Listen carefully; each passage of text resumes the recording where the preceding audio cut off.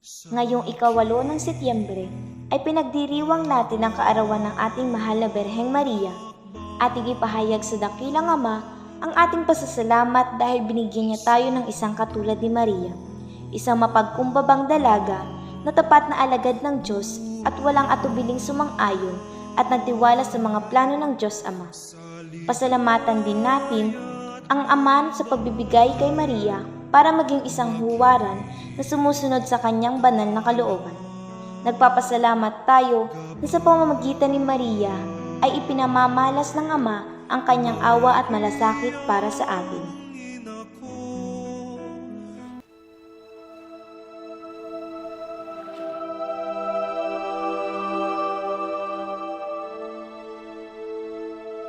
Nabati, ikaw na nalanggan ng Diyos. Panginoon ay kasama. Kapuri-puri ka sa mga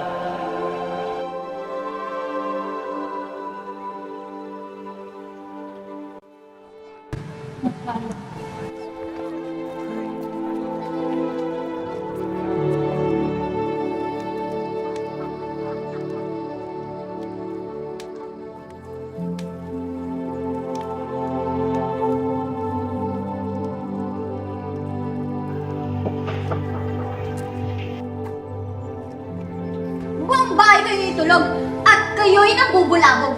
Wala akong oras at labis ng mga panahon sa mga tulad nyo. Patay gutom! Layas!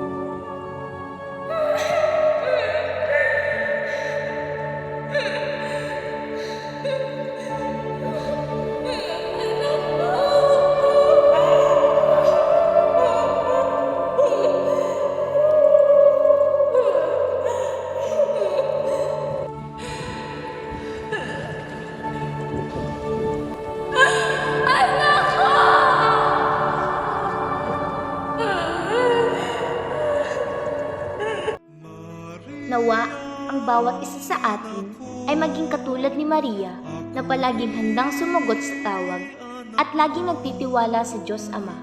Sa kanyang kaarawan, papurihan natin ang Diyos dahil kay Maria. Sundan natin si Jesus sa yapak ni Maria para tulad niya, titingnan tayo ng Diyos ng may kahabagan at pagmamahal.